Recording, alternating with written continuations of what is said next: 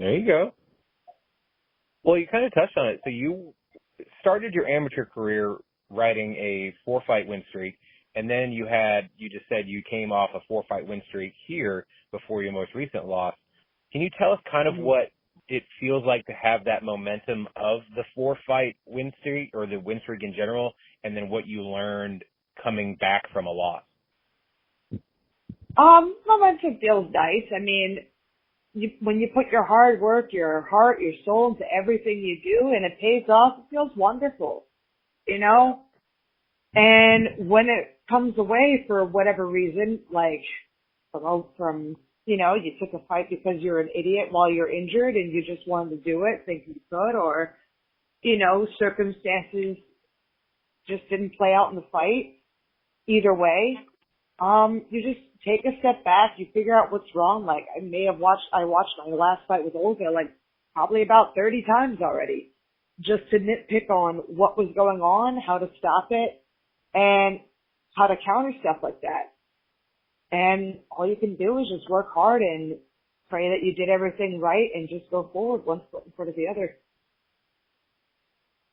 That's the best thing you can do, and it's generally the best advice anybody could give coming off any kind of loss, no matter what you're doing in your life.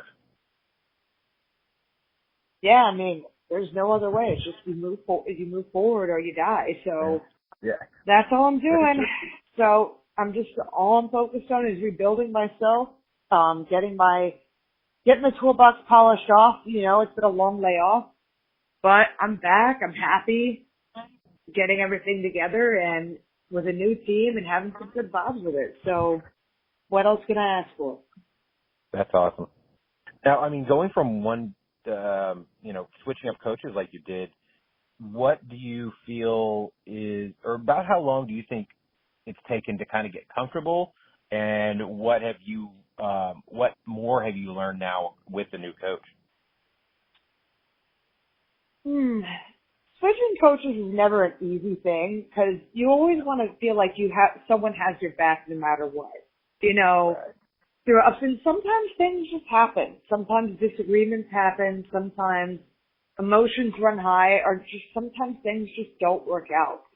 And we have this weird notion of loyalty, not in a bad way. Everybody should be loyal, but then there's times that loyalty can be taken advantage of, and fighters and coaches alike need to recognize when that's happening. And I feel like the fighters especially need to realize if you're paying somebody for a service, you should have the final say. It's not that you're trying to say you know more than your coach or anything, but at the end of the day, you know your body best. You know how you operate best. So if the coach is not taking it into consideration your well-being, then you have to look out for yourself because no one's going to look out for you like you will all. And that's kind of what it came down to. I need to look out for myself better. There were some disagreements on things and I just had to move on. And my new striking, I'm starting to work with Dewey Cooper. I've only been able to go in once so far because I had my family moving out. I moved elsewhere in Vegas and, moves are stressful, moves are hard. And, helping, save the body or family for a little while, got to take some time for that too. But I like his system so far from just one class alone. I like it because it flows and emboldens fighters because they're not here just going like at a slow pace. No, they're going at a controlled but fast pace that makes you, feel a little sting, but not to the point where it's damaging. So in a fight, it seems like this would be nothing. If you can throw under duress, when people are going a little hard, fighting will be a lot easier. At least in my eyes. That's what it feels like. That makes sense. Now, you kind of touched on it when you said you're coming back from your injury. How do you feel it is coming back from your injury now? And how are you, you're saying you're getting back to 100% and even wanting to get better than you were before. What's the journey been like coming back and getting back into the gym?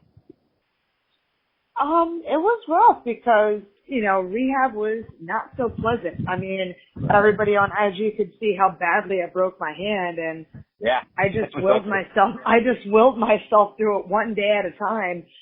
And, all I could do was sleep. I distracted myself with all the shows and stuff I wanted to watch because I had been dedicating so much time to work and training.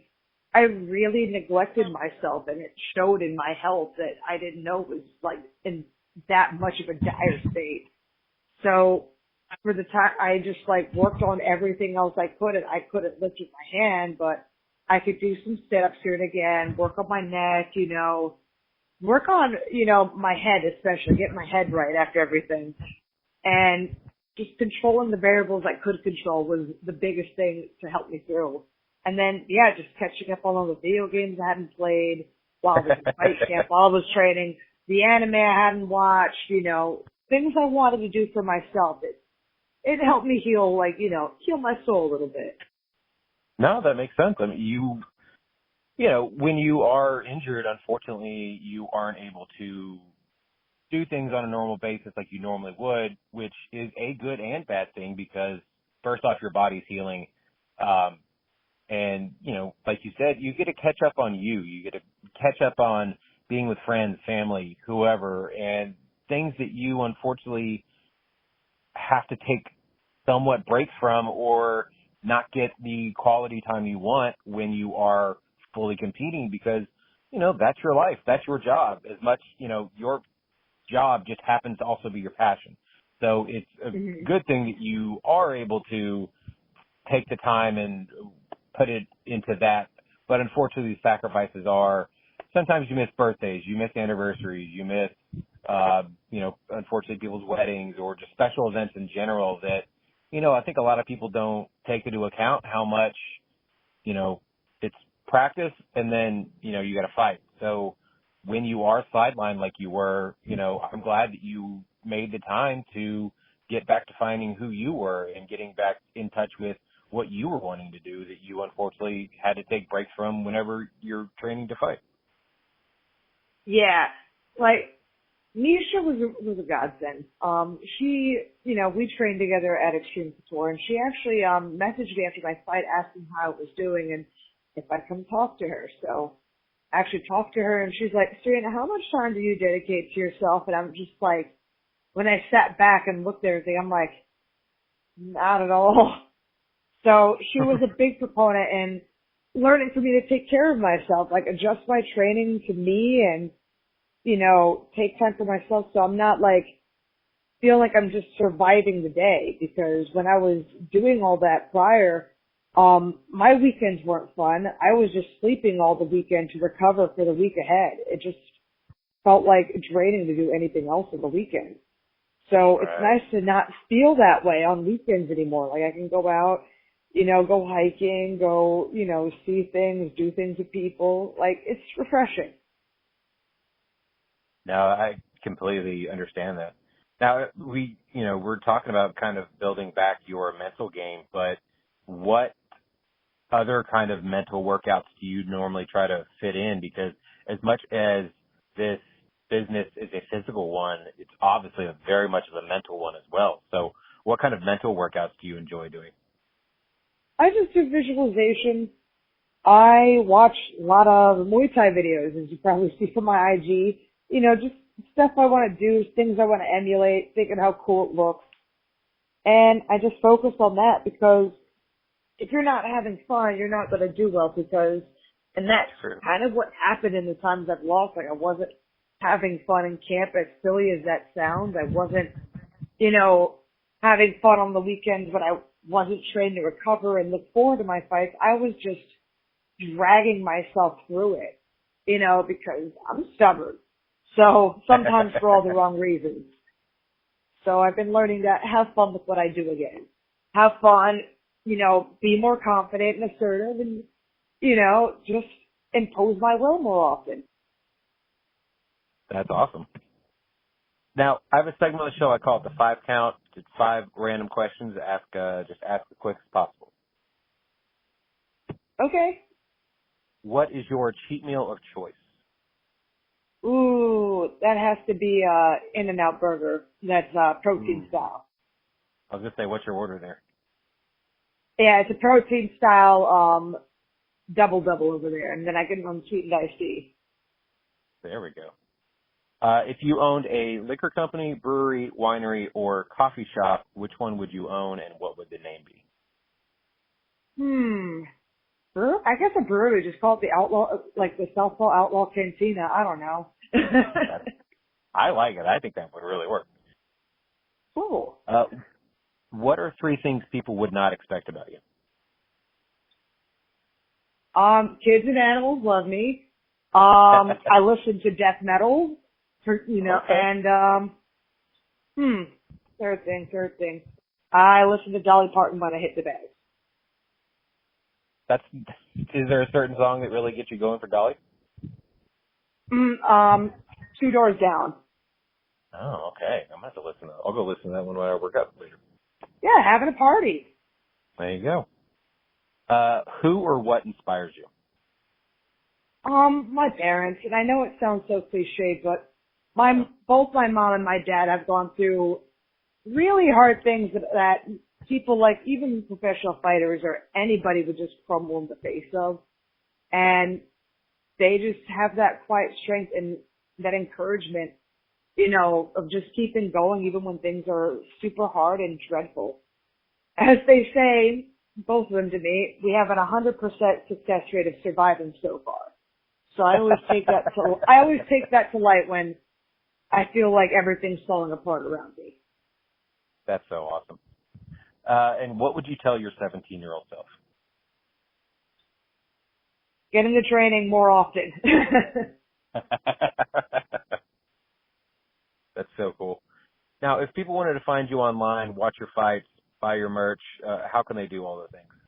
So I am both on Twitter and IG at Serena Southpaw, all one word.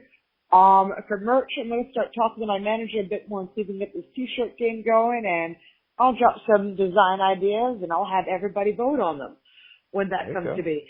Other than that, that's where I put all my fight announcements on IG, on my stories. I shitpost a lot of memes just to make everybody laugh. Yeah, I'm getting into some more competitive shooting now, so I'm going to soon start putting some videos up on that. And then on IG, I'm trying to start this mini episode series on Reels, entertaining some questions, talking about autism more in depth, maybe some fight breakdowns and stuff, but I haven't quite decided where to start. So when I finally do, keep an eye out for that. That's awesome. Yeah, that's really cool that you're doing that. In the works. There you go. Now, Serena, thank you so much for your time. I can't wait to see you come back inside the cage and, get back on that winning streak and, be better than you were before you left. Thank you so much. I can't wait either. And as soon as I get word, I will let you all know. Please do.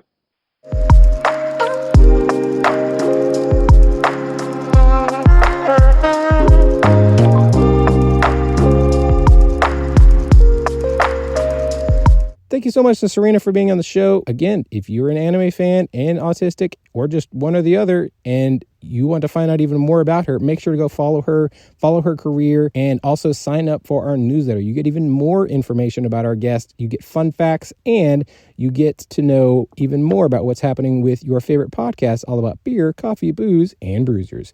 Speaking of which, make sure to go also follow us on our social medias. It is Brewsers Pod. That is BREWSCRSPOD on the Instagram, Threads, and the Twitter. And if you want to send us an email, make sure to send it over to brewserspod@gmail.com. We also have a YouTube, we have a Facebook, and Reddit. Go find us. If you want to follow me directly, it is Roadie John. That is RODIEJON. Roadie John is the name on the Twitter and on Untapped. Find out what I'm drinking. Maybe we can have a beer together. If you want to follow me on the Threads or the Instagram, it is official Roadie John. You want to send me an email, it is roadiejohn@gmail.com. So until next time, make sure to enjoy life, drink local, and cheers.